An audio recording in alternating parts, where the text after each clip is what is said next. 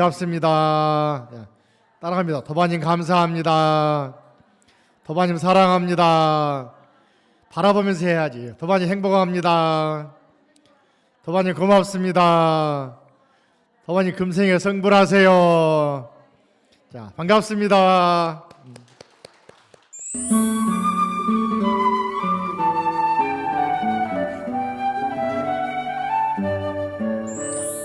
161쪽으로 갑니다.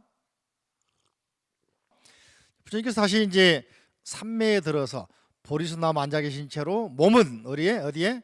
보리수나무 아래 정멸도량, 법보리도량에 계시면서 이 정신세계가 확장돼 가지고 우주로, 다시 말하면 사천왕천 지나서 어디로?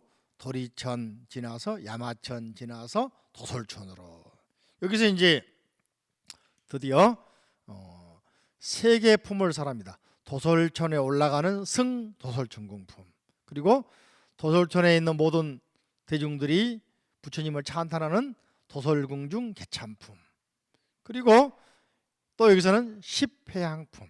회향 그럼 어떻습니까? 요즘 말하면 사회 환원시킨다 또는 나눠준다, 나눔, 배품, 그런 미학을 설하는 십회향품을 설한 내용이 중심이 됩니다. 자, 162쪽 보시면은 부처님께서는 보리수나무 아래와 그죠? 수미산과 야마천공을 떠나지 아니하고 도솔천으로 올라가셨습니다. 부처님께서 보배로 장엄한 궁전으로 나아가자 도솔천왕은 만이장 사자자, 만이장 보석으로 쫙 장식되어 있는 사자자, 즉 법상에 법상을 만들어서 베풀죠. 그리하고 부처님을 영접합니다. 이 자리는 과거에 광지 부처님, 보한 부처님, 사모 부처님, 노사나 부처님, 일조 부처님, 무병광 부처님, 법당 부처님, 법지 등 부처님, 공덕장 부처님 등 10분의 부처님이 과거에 그 자리에서 설법하시던 장소, 인연 있는 곳, 즉 가장 좋은 자리였습니다. 길상한 자리였습니다. 그렇죠? 이 도솔천궁이 이제 자리를 베풀었는데, 거기서 이제 도솔천 왕들이 모인 사람들이 부처님을 찬탄한 노래를 부르죠. 부처님께서 세상에 오시는 것 만나기 어려운데 제가 지금 일체지를 갖추신 분 칭견했는데, 일체지 갖춘 분 누구겠습니까? 부처님을 일체지를 갖추신 분, 온갖 것을 다 아는 지혜를 갖추신 분, 일체지를 갖추신 분 지금 칭견했네. 진리에 걸림이 없고 평등한 정각을 이루신 분, 이와 같이 사유하고 이와 같이 관찰하는, 이렇게 수많은 대중들이 이구동성으로 노래를 부르죠. 자, 이제 도솔천 왕도 마찬가지로 따라서 또 찬탄합니다. 예적 걸림없는 달과 같은 부처님 계셔 모든 길상 가운데 가장 수승하셨네. 그 부처님 일찍이 보장엄전에 드시었으니 그러므로 이곳이 가장 길상하여라. 이렇게 도솔천의 왕도 영접하면서 노래를 부르고 이렇게 맞이합니다. 그러자 이제 도솔천에 있는 궁중의 대중들이 다 같이 또 노래를 부릅니다만은, 요약해서 말하면은 그죠? 그 가운데에서 금강당보살 등 10분의 당자, 당 무슨 당이란 말은 요즘 말로 하면 국기 계양대를 말합니다. 계양대를 세우려면 지주가 있어야지, 양쪽에, 그죠? 지주, 이걸 당간 지주, 요거 올라간 건 당간, 그죠? 근데 계룡산 그 갑사의 당간 지주와 당간이 유명한데 신라 때 만들었다는 거예요. 갑사가 화엄경 배운 학자들이 창건한 절이라서 화엄종 사찰입니다. 부석사도 그렇죠. 해인사, 범어사, 보원사, 갑사, 낙산사 많이 이야기했지 않습니까? 그 중에 갑사도 화엄 10찰 중에 하나 있는데, 신라 때는 여러분들 그 등급 먹일 때 요즘엔 1등급 위에 특등급 하잖아요. 옛날에는 뭐라 했을까? 갑종, 기억납니까? 갑사란 말, 갑자 들어가면은 옛날에는 굉장히 절 규모가 크고 나름대로 체계가 잡힌 곳이었습니다. 그래서 일설에는 신라 때에는 1000명의 스님들이 수행했다. 어마어마한 규모의 절이야 거기가. 그래서 값싼데 1000명의 스님이 살고 계시니까 절 앞에 세우는 깃발이 조그맣겠습니까? 크겠습니까? 크겠죠. 그러니까 그 단간 돌 가지고 크게 단간 지주를 세웁니다. 그리고 쇠로 가지고 깃대를 세운 거야. 쇠. 지금도 그 쇠가 남아있어. 신라대 쇠가.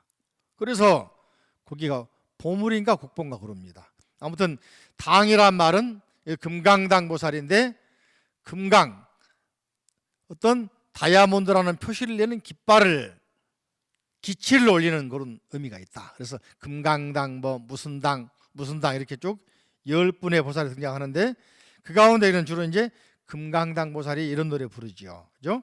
예. 따라할까요? 몸이 부처님 아니며 음성 또한 그러하네.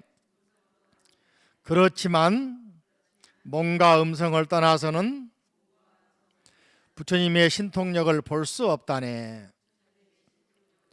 금강경에서 말이죠. 이런 말 있죠. 야기색견나 이 음성과 시인행사도 불능견열이. 아래 나와 해석 나와 있죠.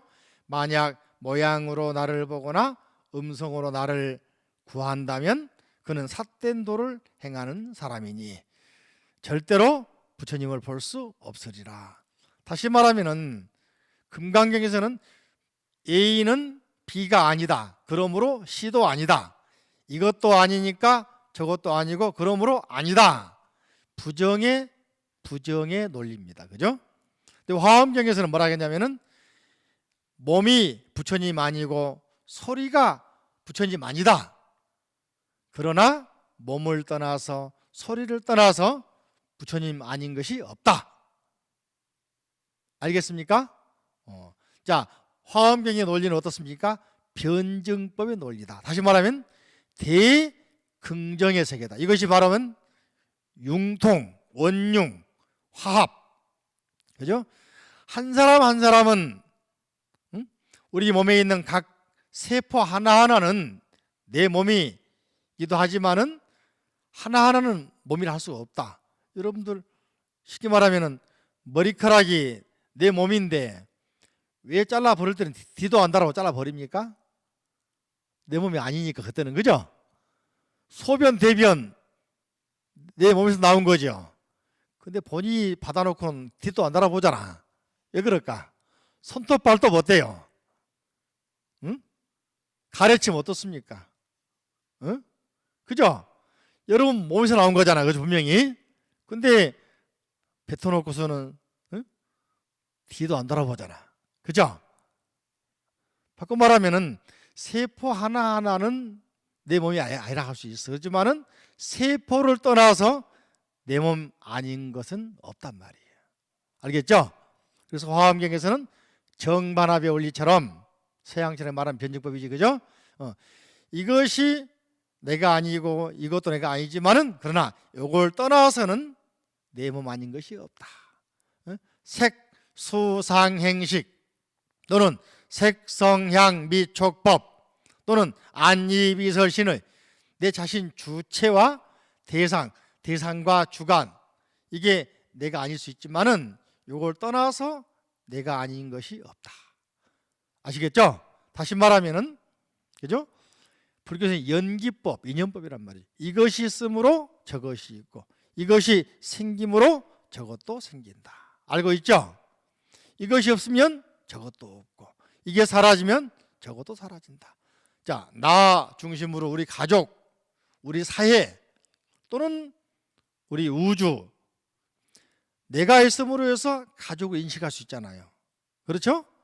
또 내가 있음으로 해서 이 대한민국의 나라가 존재하잖아. 우주가 존재하잖아요. 인식할 수 있잖아요. 그죠? 반대로 내가 없으면 어떻습니까? 가족도 인식을 못하고 다 인식 못하잖아. 그죠? 그러니까 불교에서는 모두가 하나다. 그러므로 어떻습니까?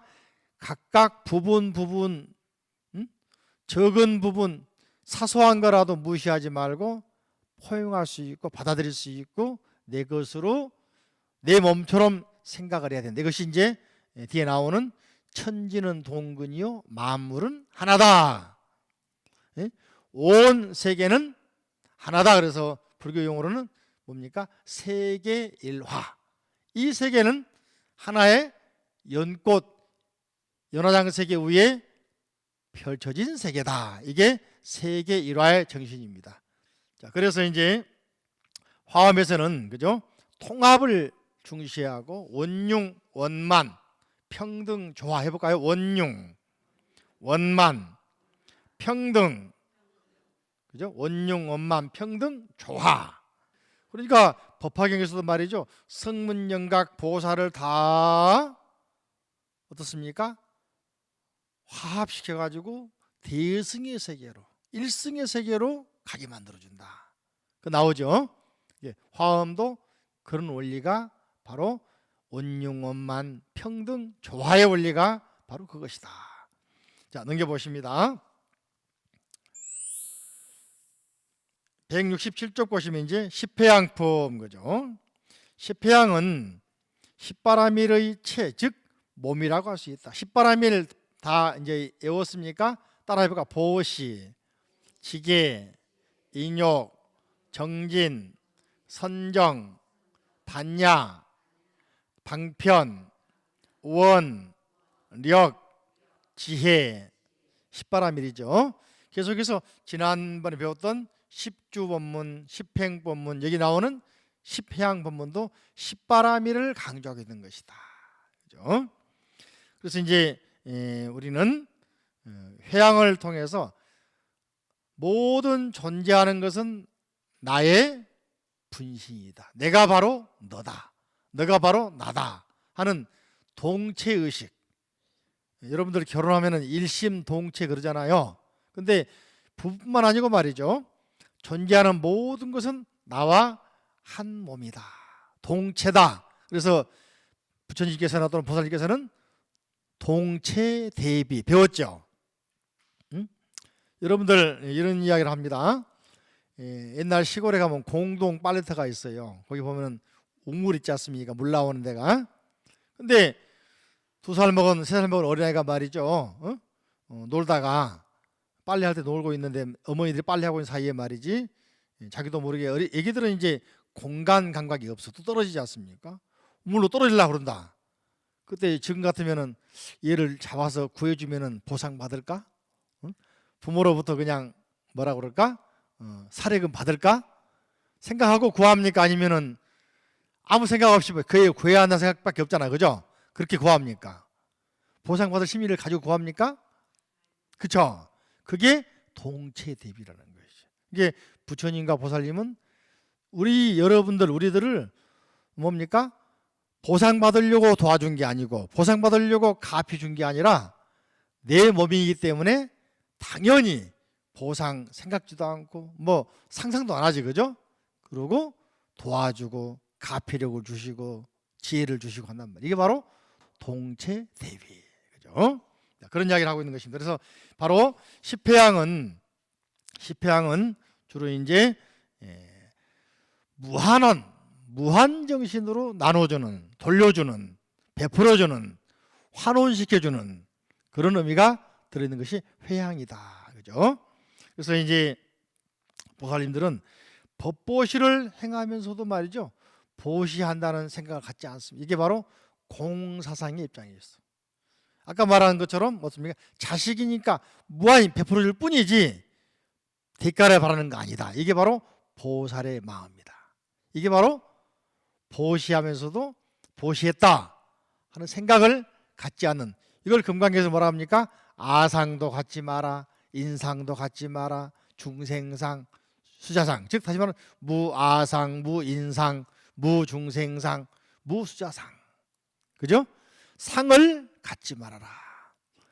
또 이제 육조단경에서 뭐라냐면 무념, 무주, 무상.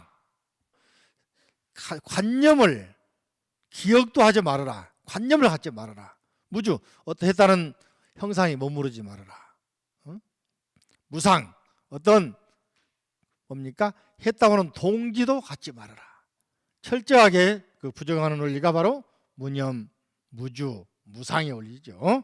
바로 십회양의 가르침이 그러한 가르침입니다. 회양에는 말이죠. 여러분들 그 절에 가면 스님들이 축원할 때 회향 삼처 실원만 그러죠. 들어봤습니까? 매일 듣죠, 그죠? 근데 무슨 말인지 모르고 듣죠? 따라갑니다. 삼처회향이란 중생회향, 보리회향, 지녀 실제회향. 책에 나와 있죠. 167조 아래 나와 있죠. 줄칠까요? 중생회향, 보리회향, 지녀 실제회향. 그죠? 나눠줄 때 중생에게 나눠주는 것이고, 또 보리, 부처님의 지혜에 나눠주는 것이고, 지녀, 진리 그 자체에 돌려주는 것이다. 이게 바로 삼초회향이다. 그죠? 이거는 이제 우리가 일반적으로 말할 때 선물과 뇌물의 차이. 예? 뇌물은 왜 뇌물입니까? 청탁성이 있거든.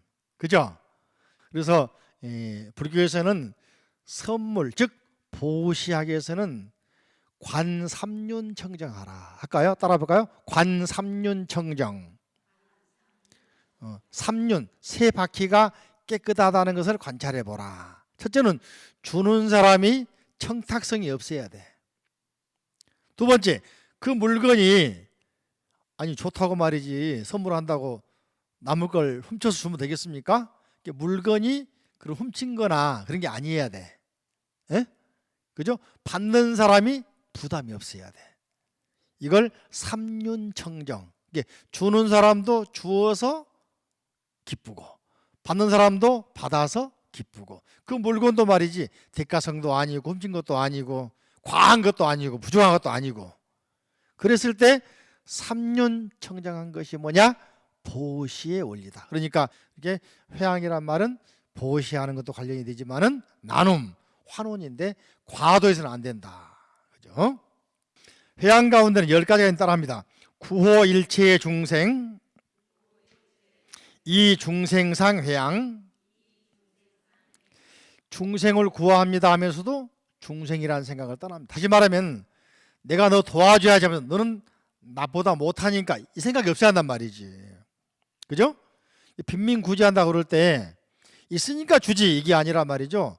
나는 당신과 형제니까, 친구니까, 똑같은 입장에서 내가 지금 좀 더 가졌을 뿐이니까. 이게 중생이라는 상을 떠난 회향이다. 자, 그래서 보살은 그죠? 회향할 때 어떻습니까? 중생이라는 생각을 떠난다. 그죠? 그래서 이걸 회자향타, 자기를 돌이켜서 타인에게 회향하는 것이다. 향하게 하는 것이다. 그래서 보살 회향의 근본 정신 10가지가 있다. 169쪽 후배 보시면 첫째는 집을 지어 보시하는 작사, 중생을 보호하는 작호, 모든 공포에서 벗어나 고요한 세계로 돌아가게 하는 작귀, 일체 지의 세계로 나가게 하는 작치, 고통에서 벗어나 항상 안락하고 편안하게 하는 작안. 이게 안심 주는 것도 일종의 보시입니다. 안심 심어주는 거, 그죠? 지혜 광명을 얻게 하는 장명, 전기불 없는 사람에게 불을 켜주고 눈이 안 보이는 사람에게 개안 수술해주는 것도 하나의 장명이야. 아시겠죠? 또 길을 모르는 사람이 길 안 되는 것도 마찬가지로 장명이 되는 거죠. 그죠? 또 햇불처럼 지혜가 불타르게 하는 작거, 항상 깨끗한 곳에 이르도록 등불이 되어주는 작등, 올바른 길을 안내하는 작등이 되겠죠. 진실한 법의 세계에 이르도록 이끌어주는 도사.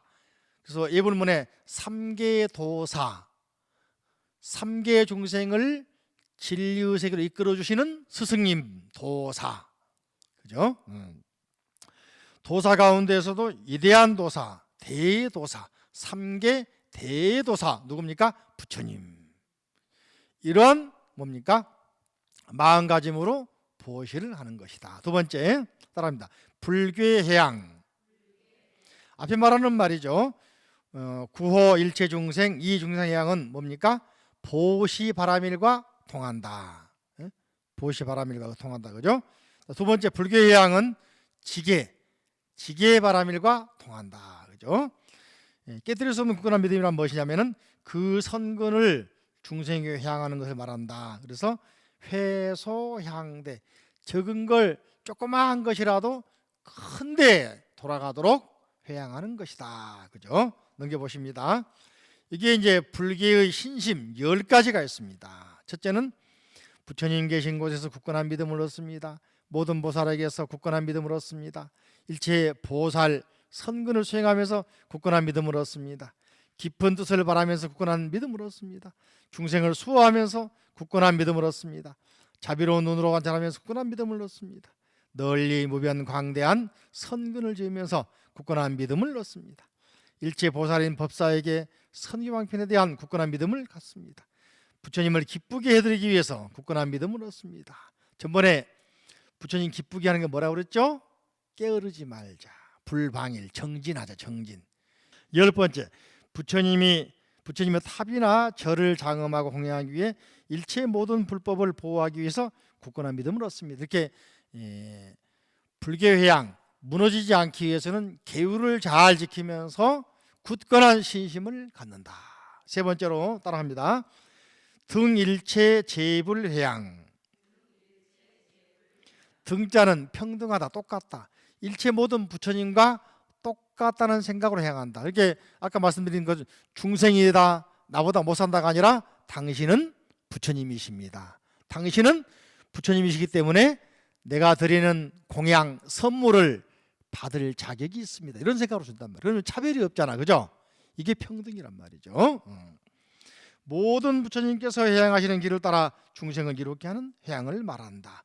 보살은 모든 선근으로서 부처님께 회양하고 다시 이 선근으로서 일체 보살과 중생에게 회양한다. 이걸 다른 말로는 회자기인행, 향타인행. 자기의 인행, 보살 공덕을 쌓는 행을 돌이켜서 타인의 인행, 보살행에 돌려준다, 행하게 한다, 이런 말입니다. 그래서 이 보살은 원을 세우는데 이 원이 이루어지기를 바라면서 회양합니다마는 일체중생이 선근을 얻고 불법에 의지하여 이고등락하기를 바라는 것이 중생의 회양이요.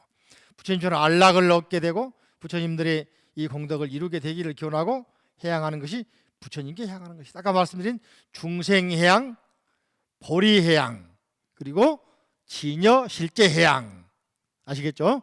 그런 원리로 회양하는 것이다. 그 다음에 네 번째 따라합니다. 지일체처회양.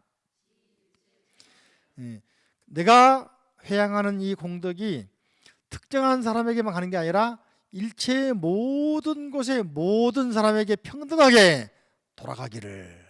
회양은 골고루 어디에나 누구에게나 태양빛이 어디에나 비추듯이 이렇게 회양하는 것이 좋다, 그런 의미입니다. 그래서 이 회양은 회인향과 인, 보살행을 돌이켜서 과, 그 과에 즉 중생에게 부처님의 세계에 돌아가게 하는 것이다. 그죠? 회양할 때 지켜야 할 10가지가 있죠. 어지럽지 않은 마음으로 회양하는 불란회양, 그죠? 한결같은 마음으로 회양하는 일심회양, 후원도 마찬가지다, 그죠? 하다가 말다 하면 안 되겠죠. 일심으로 똑같이 한결같이 해야 되는 말이죠. 그게 필요합니다. 자기 의지로 회양하는 자의회양, 자기 의지가 필요해, 그죠? 시켜서가 아니라. 네 번째, 존중하고 공경하는 마음으로 회양하는 존중회양, 흔들림 없는 마음으로 회양하는 부동회양, 머무는 것이 없이 회양하는 무주회양, 의지하는 법 없이 회양하는 무회양, 중생이란 마음 없이 회양하는 무중생심회양, 조급하거나 경쟁심이 없이 회양하는 무조경심회양, 고요하고 평화로운 마음으로 회양하는 적정심회양. 이런 마음 가지고 회양하면 참 좋을 때, 그죠? 후원금도 이렇게 마음으로 하면은 주어서 부담 없고 받는 사람도 기쁘고 할 건데 우리는 하다 말다 하면서, 그죠? 조금 무슨 말 들으면 또 빼버리고 안 하고, 그죠? 이러면 안 되겠죠. 한결같은 마음으로 중요하다 이야기입니다. 다음에 다섯 번째, 무진공덕장 회양 따라합니다. 무진공덕장 회양. 모든 것이 공덕의 창고가 되도록 회양하는 것이다. 무진공덕장이 되도록. 나도 공덕이 되고 받는 사람도 공덕이 되도록. 이게 회양이 올바른 회양이다. 그래서 회열향승, 열은 나보다 좀 못한 것을 돌이켜서 승, 좋은 쪽으로 향하게 한다. 이런 회양을 회열향승 그러는 것입니다. 이런 마음에는, 그죠? 10가지 무진장 회양이 있는데 첫 번째 73페이지 보십니다. 부처님을 칭견하는 득견불무진장, 진리의 세계에 들어가게 하는 득입법무진장, 낱낱이 기억하는 득억지, 억자는 기억할 때 억자, 지자는 지인달 지자, 그죠? 억지회양, 득억지, 기억하는단 말이죠.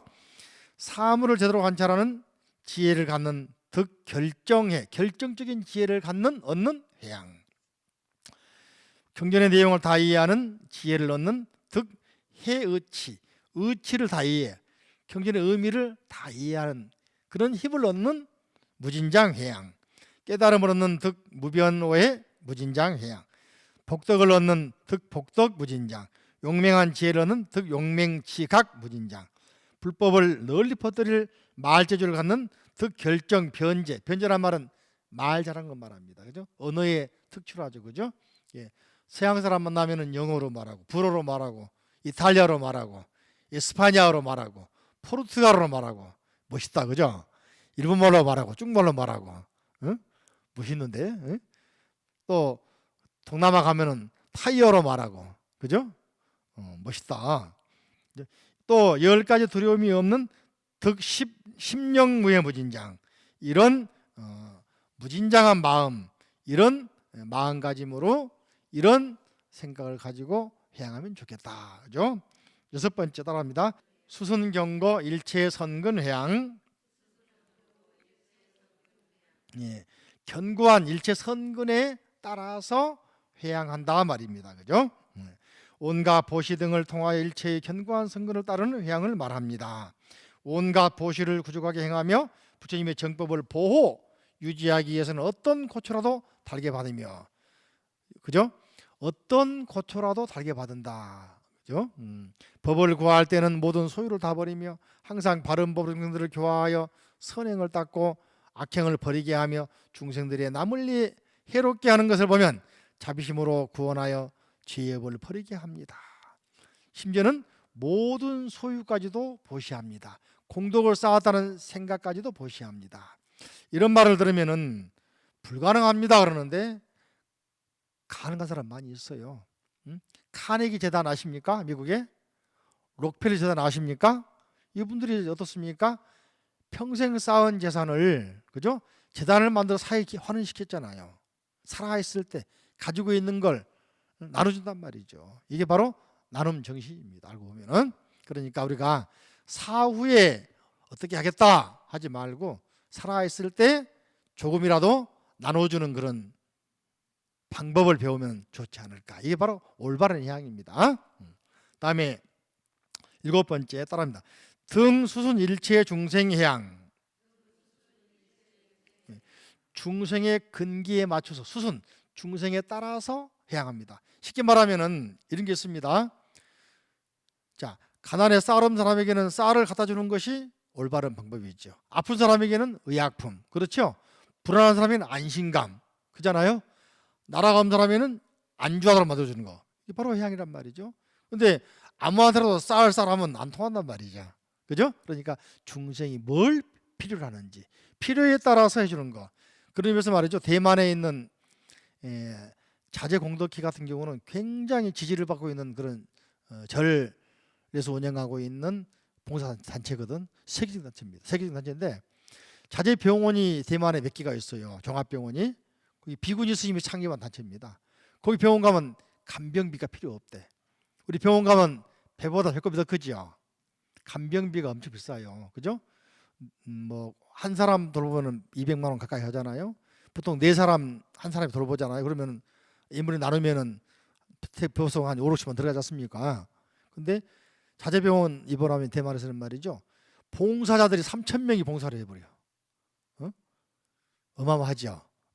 그래서 간병비가 안 들어가니까, 병원비밖에 안 들어가니까 훨씬 싸게 들어가죠. 이런 단체가 있습니다. 근데 이 단체에서는 말이죠. 지진 나면은 파견해가지고 가장 먼저 119 가기 전에 먼저 가서 봉사하기 시작합니다. 그리고 이 사람들은 먼저 갈 때 물론 쌀도 가져갑니다만, 의협 가져갑니다만은 지진 난 사람 집도 다 잊어버리고 없잖아요. 그러니까 현금 갖다 나눠줍니다. 멋있죠, 그죠? 이렇게 봉사하니까 타이완은 최근 들어서 말이죠. 불자가 늘어가지고 전 국민의 78%까지 불자 올라갔잖아. 왜 불광사나 자재영사나 이런 절감인 말이죠. 대단한 그 뭡니까 활동들을 하고 있단 말이에요. 대학교를 몇 개씩 세우고 병원, 양로원 몇 개씩 세우고 말이지 이렇게 그죠? 그러니까 이런 화엄의 원리를 가지고 이렇게 봉사를 하고 사회사업을 하니까 모두가 혜택을 받는 거야. 멋있죠, 그죠? 자재병원 특징 또 한 가지는 말이죠. 도심에 병원이 없는 시골 벽지에 병원을 세웁니다. 왜 그러겠습니까? 도시는 병원 많잖아요. 응? 이게 산간 벽지가 오히려 병원 혜택을 받아야 할 곳인데 없이 못 받는단 말이지. 그런 곳에 세우는 것이 자재용사의 원칙이더라고. 멋있죠, 그죠? 우리 불자만 그런 생각 하지 않아요. 바로 화엄의 정신이야. 아셨죠? 그래서 일체 중생의 수순, 즉 다시 말하면은 욕구에 맞추어서 회양한다. 그죠? 이게 바로 평등한 마음으로 중생을 따르게 한다. 그래서 회사향리, 사 현상 세계를 돌이켜서 이치의 세계에 맞춘다. 향하게 한다. 그런 말이죠. 그래서 여러 가지 있죠. 여러 가지가 있는데 집착하지 않는 것을 우리 배웁니다. 행동에 집착하지 않고 또는 과업, 몸, 사물, 이익, 방향, 중생, 일체의 진리, 장소에 집착하지 않고 그 맞추어서 원하는 바에 따라서 이렇게 회양을 한다. 그죠? 여덟 번째 따라합니다. 진여상회양. 자, 내가 회양하는 것이 진리하고 맞는지 안 맞는지 이걸 따져봐야 돼. 즉 이치에 맞는지 안 맞는지. 그죠? 내가 너무 그냥 폼되고 있는 건 아닌지, 내가 상을 내려고 그런 건 아닌지. 그죠? 빨리 돌이켜서 어떻습니까? 이치에 맞고 진리에 맞도록 회양하자. 이게 바로 진여상 회양입니다. 말하면은 자기의 본 모습과 같이 보살은 항상 선한 마음으로 선근을 회양합니다. 이걸 이제 우리가 말할 때 회 차별행사 향 원융행, 차별행사를 돌이켜서 원융한데 이치에 맞는데 돌아가게 한다, 향하게 한다 하는 것이 바로 여기에 맞는 회양이죠. 그래서 보살은 정령이 명료해지고 마음이 견고해지고 수행이 전념하게 되고 궁적인 지혜의 성취에서 대승을 구하는 마음이 무능하지 않고 모든 공덕의 근본을 삼고 항상 부처님과 가르치는 스님 삼보를 생각하게 되고 보살도를 향하게 되고 지혜방편으로 해양하게 됩니다. 이런 마음을 갖는 것이 진여상회양. 다시 말하면 어떤 것이 그 시대, 그 날, 그 장소에 가장 맞는 회양인가, 이걸 생각하는 것이다. 그죠? 아홉 번째 따라합니다. 무방무착 해탈회양. 무방무착은 집착하지도 않고 얽매이지도 않고, 해탈 모두가 마음 편하게, 모두가 홀가분하게, 모두가 즐겁게 하는 회양을 말합니다. 이게 도와주고서도 찝찝하면 안 되겠죠. 응? 거기에 미련 천만하면 안 되겠죠. 그죠? 무방무착, 얽매이지도 않고 집착하지도 않고. 그죠? 넘겨보시면은 보살은 여러 선근으로 집착과 속박이 없는 해탈한 마음을 얻고 다시 그 해탈의 마음으로 보현보살의 광대한 운을 세워서 정진할 마음을 일으킵니다. 이때 보살은 세간법에 분별하지 않으며 중생을 조복하거나 조복하지 않음을 분별하지 않으며 자신과 타인을 분별하지 않습니다. 이렇게 나와 너를 떠난단 말이죠. 다 그걸 떠납니다. 그죠? 분별심을 모두 버리고 모든 중생들을 존중하는 것이 바로 무방무착 해탈회양이다. 그죠? 그래서 회세 향 출세, 세상사를 돌이켜서 출세간 진리의 세계로 향하게 한다, 그런 말입니다. 열 번째 따라합니다. 등법계 무량회양. 등자도 마찬가지로 평등하다. 법계란 말은 진리, 진리하고 똑같도록 무량, 한량 없는 마음, 무량한 마음으로 회양을 합니다. 그죠? 항상 넓은 마음으로, 광대한 마음, 깊은 마음, 광대심, 심심, 직심, 올바른 마음으로 회양을 합니다. 이게 바로 등법계 무량회양을 말합니다. 법계에 한없이 향한다는 말을 말하는데 이것은 회순리사 향수성사, 순리사를, 진리의 내용을 이제 그걸 다시 사회로 환원시키는 겁니다. 순리사, 진리의 내용을 돌이켜서 차별사, 세상사 속으로 그걸 다 돌려주는 걸 말한다. 그러니까 차별이 없다, 무량한 회양이다. 여러분들 자식이 7이면은 일곱 차별합니까? 아니면은 똑같이 대합니까? 차별하고 있어요? 없는 건 아니겠지만 그래도 가능하면 똑같이 나누려 생각하잖아, 그죠? 그래서 이제 그 가끔 뭡니까? 환경 다큐 보면은 말이죠, 새가 새끼를 낳아도 어떻게 하니 똑같이 나눠주잖아요. 근데 그 중에서도 또 이제 새끼 가운데서 힘이 좋은 놈 먼저 뺏어먹기도 하게 하더라고. 그렇지만은 어미는 입장에서는 골고루 나눠서 내지 않습니까? 이게 부모님 마음이 자식에게 주는 마음 아낌없이 나눠주듯이 부처님 보살님도 어떻습니까? 아낌없이 나눠준다. 반대로 우리 중생들도 어떻습니까? 부처님 말씀 배워서 아낌없이 나김없이 사회에 나눠줘야 한다. 이 원리잖아, 그죠? 그러기 위해서는 능력이 좀 있어야 돼. 그래야 나눠주지, 그죠? 그러니까 능력 발휘해서 열심히 살자 이야기입니다. 그런 의미에서 이제 법계에 무량행하기 위해서는 어떻습니까? 법사의 자리에 있으면서 부처님 보살 돼가지고도 회양한다, 그죠? 법사는 10가지 이름이 있다. 170조 가운데 나와 있죠. 무상의 무상법사, 굴하지 않는 무굴법사, 막히거나 거침이 없는 무예법사, 걸림없는 지장법사, 그죠? 속박이나 장애가 없는 자제법사, 눈을 열게 하는 여안법사, 일체 불법을 기억하는 억지 일체 불법 법사, 불도를 당대 힘쓰는 수행 무상도 법사, 또 위대한 능력을 지니는 작대신 법사, 일체 법신을 갖추는 법신법사, 그죠? 법사, 법화경에서는 법사품, 법사공덕품, 뭐 분별 공덕품 해가지고 법사를 많이 말하죠. 법사가 뭘까? 법화경에 말하는 법사는 따라할까요? 수지, 독송, 서사, 해설. 수지는 뭡니까? 부처님의 가르침을 몸과 마음으로 받아 지니는 것, 경전을 늘 지니고 읽고 하는 것. 독송은, 독은 보고 읽고, 송은 외우고 암송하는 것. 이게 늘 경전 말씀을 읽고 외우는 것을 법사라고 그런다. 그 사람이 법사입니다, 그죠? 또 서사, 사경, 보고 쓰기도 하고 안 보고 쓰기도 하고, 이것도 법사. 또 하나는 해설인데, 해설은 바꿔 말하면 위타인설, 내가 아는 만큼 배운 만큼 타인에게 부처님 말씀을 전해주는 거 뭐라고 합니까? 법사. 그러니까 평소에 아는 만큼 배운 만큼 전해주자. 이게 바로 법륜을 굴리자, 그죠? 이런 말입니다. 자, 넘겨보십니다. 자, 부처님께서 마지막으로 또 이제 천상세계 마지막으로 타화천에 올라가십니다. 몸은 마찬가지로 어디에? 보리수나무 아래, 다른 말로는 정멸도량 또는 법보리도량에 계시면서, 그죠? 또 도리천, 야마천, 또 도솔천 계시면서 타화천까지 올라가십니다. 여기를 일명 타화천 또는 타화자재천 해볼까요? 타화천 또는 타화자재천. 10주품 앞에는 타화천 올라갔습니다. 승타화천궁품, 또 그 세계에 있는, 천상세계에 있는 대중들이 부처님을 찬탄했습니다. 타화천군 개참품 없습니다만은 생략이 되어 있죠. 하지만은 십지품은 타화천에 올라가셔가지고 부처님께서 보살의 십지 법문을 설하십니다. 타화천에 대한 설명이 180페이지 나와 있죠, 그죠? 타화천은 타인들이 만들어 놓은 공덕을 자기 것으로 바꿔버리는 능력이 있는 사람들이야. 그러니까 타화천은 이런 형태의 남이 쌓아놓은 공덕을 자기 공덕으로 다 뺏어버려요. 그래서 복을 막 쌓아가는 거야. 그래도 그 세계도 아직 복이 부족해서 부처님 가르침이 필요해.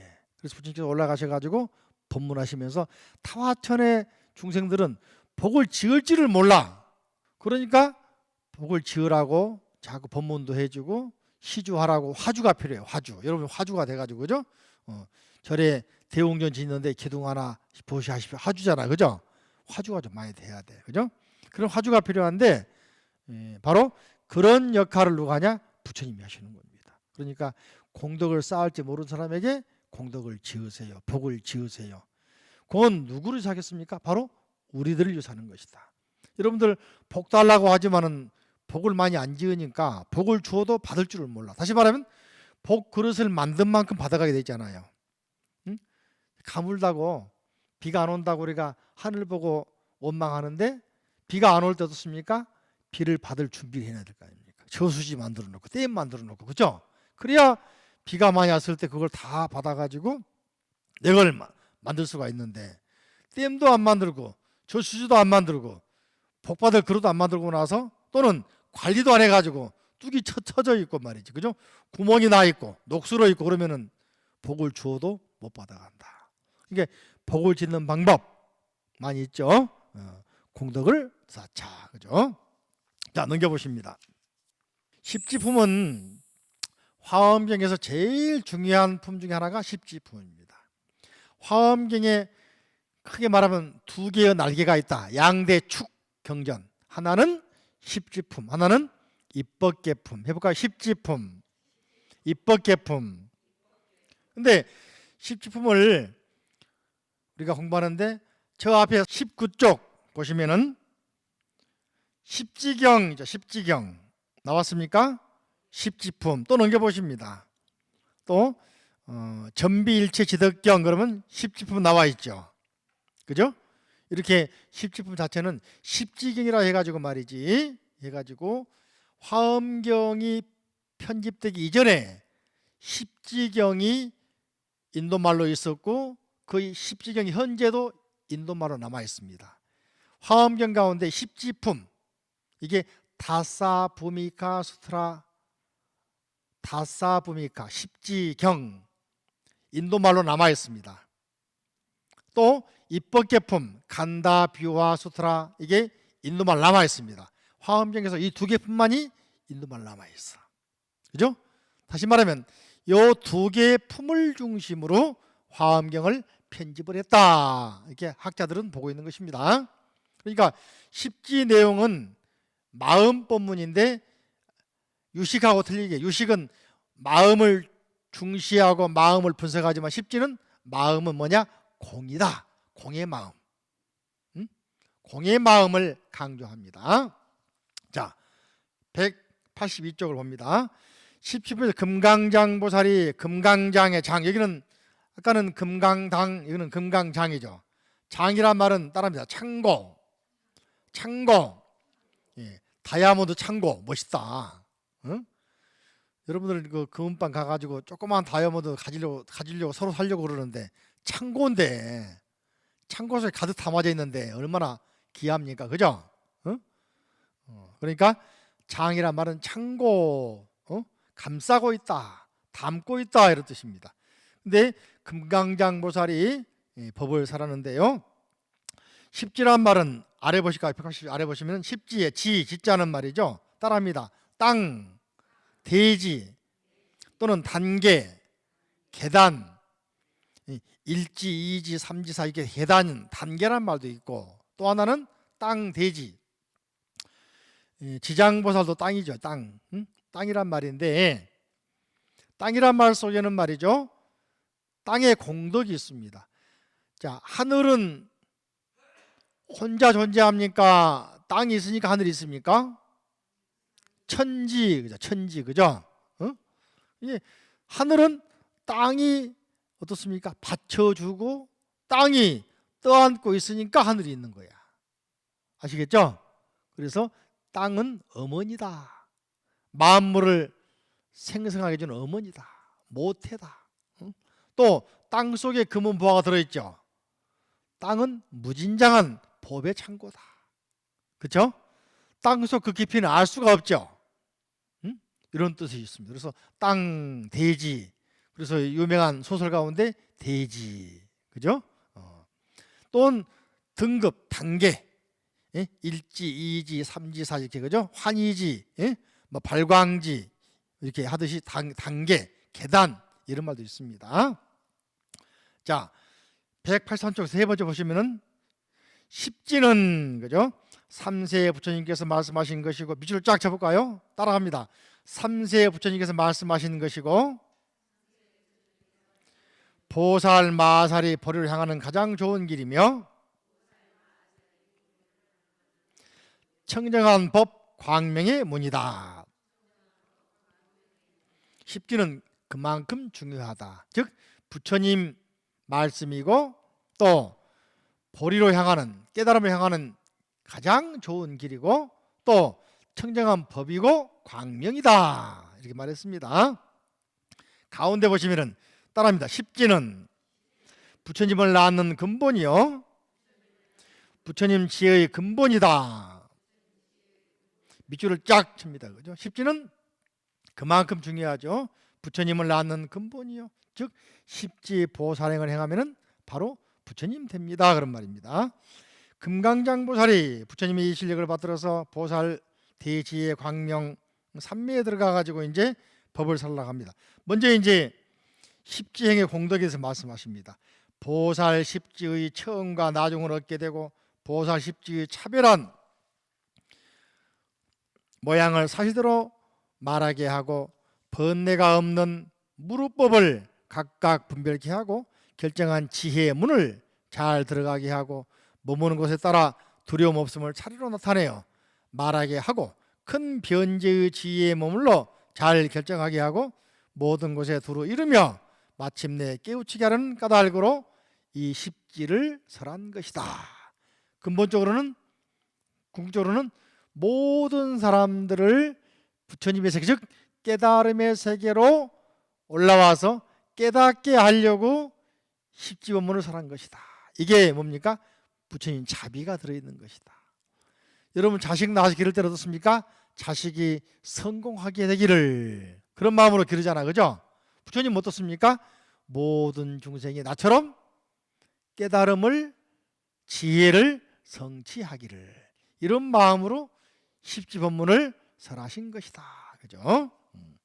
그때 이제 금강양보살이 이제 말씀하시는데요, 재밌는 것은 말이지, 해탈월보살이 금강보살에게 질문합니다. 십지란 무엇입니까? 그러니까는 말씀하시다가 십지 이름만 쫙 말합니다. 십지 이름은, 자 따라해 볼까요? 환희지, 환희지, 이구지, 발광지, 염해지, 난승지, 현전지, 원행지, 부동지, 선해지, 법운지, 10가지 단계가 있는데 이걸 보시, 지계, 인욕, 정진, 선정, 파냐, 방편, 원력, 지혜로 볼 수가 있습니다. 10바람을 볼 수가 있는데, 이렇게 금강장보살이 이름만 말하고는 침묵에 들어갑니다. 해탈월보살이 왜 침묵에 들어갑니까? 그렇게 질문하니까 이 십지보살 법문을 아무리 좋게 말해도 중생들이 내 말을 믿지 않고 실천하지 않는다. 그러므로 실천하지 않는데 말해서 뭐 하느냐 하면서 침묵에 들어가니까 해탈월보살이 뭐라고 하냐면은, 부처님, 금강보살님 걱정하지 마십시오. 우리가 책임지고 십지보살 법문을 실천하고 앞으로 모든 중생에게 실천하도록 권하겠습니다, 이렇게 다짐을 합니다. 그러면서 이제 드디어 십지 단계를 금강장보살이 설하게 되시죠. 근데 알고 보니까 십지 이 단계는 말이죠, 과거에 초기의 경전을 모아놓은 마하바스트라고 하는 대사라는 경전, 즉 아함경에도 십지가 나옵니다. 이 십지가 발전해 가지고 여기 말하는 십지경 초기의 십주품에 들어갑니다. 그러다가 보살 번호경 십지로 다시 화엄의 십지로, 그러다가 이 십지가 유가유식의 십지로 영향을 줘서 나중에는 대승의 십지로 발전을 합니다. 그래서 십지는 알고 보니까 초기 불교에서도 십지 보살행을 굉장히 강조했다. 왜? 부처님을 낳게 하는 근본이요, 모든 사람을 깨닫게 하는 근본이 되기 때문에 그렇다. 아시겠죠? 또 이제 이 십지경은 워낙 유명해 가지고 말이지, 이 경전 읽다가 말이지, 소위 말하면 영험을 많이 본 경전입니다.